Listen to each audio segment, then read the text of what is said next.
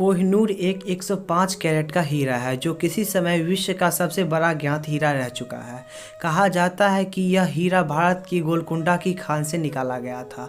कोहिनूर का अर्थ होता है आभा या रोशनी का पर्वत। यह कई मुगल और फारसी शासकों से होते हुए अतः ब्रिटिश शासक के अधिकार में लिया गया और उनके खजाने में वर्तमान में भी अभी शामिल है। जब ब्रिटिश प्रधानमंत्री बेंजामिन डिज़रायली ने महारानी विक्टोरिया को 1877 में भारत की सामग्री घोषित किया, अन्य कई प्रसिद्ध जवाहरातों की भांति भी कोहिनूर की भी अपनी कथाएं रही है।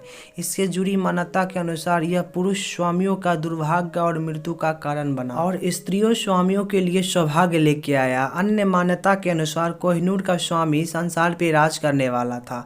इस कोहिनूर हीरे के चखने के कारण आनंद बाबू जी की मृत्यु सन 1658 ईस्वी को हो गई थी। इसका उद्गम स्पष्ट नहीं है। दक्षिण भारत में हीरों से जुड़ी कई कहानियां मिला है, परंतु कौन सी इसकी है कहना मुश्किल है। कई स्रोतों के अनुसार कोहिनूर हीरा लगभग 5000 वर्ष पहले मिला था और यह प्राचीन संस्कृत इतिहास के अनुसार अस्मंतक मणि नाम के प्रसिद्ध रहा था। हिंदुओं कथा के अनुसार भगवान श्री कृष्ण ने स्वयं यह मणि जामवंत से ली थी, जिनकी पुत्री जामवंती ने बाद में श्री कृष्ण से विवाह किया था। एक अन्य कथा अनुसार यह हीरा नदी के तले से प्राप्त हुआ था। लगभग 3200 ईस्वी पूर्व ऐतिहासिक प्रमाणों के अनुसार यह गोलकुंडा की खान से निकाला था, जो आंध्र प्रदेश में विश्व की सबसे प्राचीन खानों में से एक है। सन 1730 ईस्वी में यह विश्व का एकमात्र हीरा उत्पादक क्षेत्र ज्ञात। इसके बाद ब्राजील में हीरों का खोज प्रारंभ हुआ। शब्द गोलकुंडा हीरा अत्यधिक श्वेत वर्ण, अस्पष्टता और उच्च कोटि की पारदर्शिता के लिए प्रयोग की जाती रही। यह अत्यधिक दुर्लभ अतः कीमती होते हैं। इस हीरे के बारे में दक्षिण भारतीय कथा कुछ पुख्ता लगती है।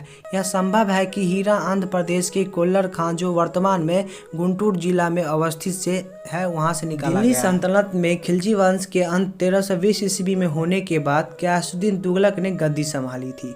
उनके पुत्र उलोग खान ने 1323 ईस्वी में काकतीय वंश के राजा प्रतापरुद्र को हराने के लिए रवाना हुए थे। इस हमले में कड़ी टक्कर मिली, परंतु उलुग खां एक बड़ी सेना के साथ वापस लौट आए थे। इसके लिए अपेक्षित राजा वारंगल के युद्ध में हार गया। तब वारंगल की लूटपाट, तोड़फोड़ और हत्याकांड महीने भर चली। सोने, चांदी और हाथी के दांत भी प्राप्त हुए थे, जो कि हाथियों, घोड़ों और ऊंटों के साथ दिल्ली ले आया गया। कोहिनूर हीरा भी इस लूट का एक भाग था। यहीं से यह दिल्ली सल्तनत के उत्तराधिकारी के हाथों में मुगल सम्राट बाबर के हाथ 1536 में लगा। इस हीरे की प्रथम पक्की टिप्पणी यही सन 1236 से मिलती है। बाबर ने अपने बाबरनामा में लिखा है कि यह हीरा 1294 में मालवा के एक अनामी राजा का था। बाबर ने इसका मूल्य यह आंका के पूरे संसार के 2 दिन का पेट भर सके इतना महंगा है यह हीरा। बाबरनामा में दिया है कि इस प्रकार मालवा के राजा को जबरदस्ती यह विरासत अलाउद्दीन खिलजी को देने पर मजबूर किया गया। उसके बाद यह दिल्ली सल्तनत के उत्तराधिकारी द्वारा आगे बढ़ाया गया और अतः 1236 ईस्वी में बाबर की जीत उस पर प्राप्त हुआ।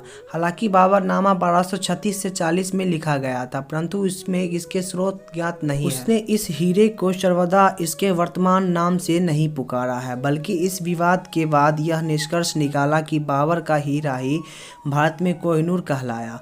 बाबर एवं हुमायूं दोनों ने अपनी आत्मकथाओं में बाबर के हीरे की उद्गम के बारे में लिखा है। यह हीरा पहले ग्वालियर के कछवाहा शासकों के पास था, जिसने यह तोमल राजाओं के पास अंतिम तोमर विक्रमादित्य को सिकंदर लोदी ने हराया और अपने अधीन किया तथा उन्हें अपने साथ दिल्ली में लाके बंदी बना के रखा। लोदी की मुगलों से हार के बाद मुगलों ने उनकी संपत्ति लूट ली, किंतु राजकुमार हुमायूं ने मध्य अवस्था करके उनकी संपत्ति वापस दिलवा दी, बल्कि उसे छुड़वाकर मेवाड़ चित्तौड़ में पनाह लेने के लिए आज्ञा भी प्रदान कर दी। हुमायूं की इस भलाई के बदले विक्रमादित्य ने अपना एक बहुमूल्य हीरा, जो कि शायद कोहिनूर ही था, हुमायूं को उपहार में दिया था। परंतु हुमायूं का जीवन अति दुर्भाग्यपूर्ण रहा। वह शेरशाह सूरी से हार गया। शेरशाह सूरी भी एक तोप के गोले में जल के मर गए। उनका पुत्र उत्तराधिकारी जलाल खां अपने साले द्वारा हत्या को प्राप्त हो गए थे। उस साले को भी उसके एक मंत्री ने तख्ता पलट कर हटा दिया था। यह मंत्री भी एक युद्ध को जीतते जीतते आंख में चोट लग जाने के कारण हार गए और सल्तनत को खो बैठे। हुमायूं के पुत्र अकबर ने यह रत्न कभी अपने पास नहीं रखा, क्योंकि वह सीधे वहां से शाहजहां के खजाने में पहुंचा। शाहजहां भी अपने बेटे औरंगजेब के द्वारा बंदी बना लिए गए थे, जिसने अपने अन्य 3 भाइयों की हत्या भी की थी। हाँ तो दोस्तों, आप यह बात समझ सकते हैं कि यह कोहिनूर हीरा एक श्रापित हीरा थी, जो कि जिन सम्राट के पास गई उनका विध्वंस प्रारंभ हो गया था। आप यह भगवान श्री कृष्ण से भी संबंधित ले सकते हो, क्योंकि भगवान श्री कृष्ण के पास भी जामवंत से यह हीरा प्राप्त हुई थी, जिसके बाद भगवान श्री कृष्ण की द्वारका नगरी भी एक समय में विध्वंस की मोड़ पे आ गई थी। तो आप देख सकते हैं कि हिंदुस्तान के बहुत सारे ऐसे सम्राट आए, फिर मोहम्मद शाह द्वितीय से यह नादिर शाह हीरा लूट के चला गया। जबकि ब्रिटेन का भी हालत आप जान ही सकते हो कि जो पूरा दुनिया पे राज किया करती थी, उसकी हालत अभी वर्तमान में कैसी है। हाँ तो दोस्तों, आज के इस वीडियो में बस यहीं तक। आई होप हमारी वीडियो आपको काफ़ी अच्छी लगती हो और हमारी वीडियो से आपको कुछ ज्ञान अवश्य अर्जित होती हो। अगर कुछ ज्ञान अर्जित होती हो तो ये मेरे लिए सौभाग्य की बात है। तो कल मिलते हैं हम एक नई जानकारी के साथ, तब तक के लिए बाय।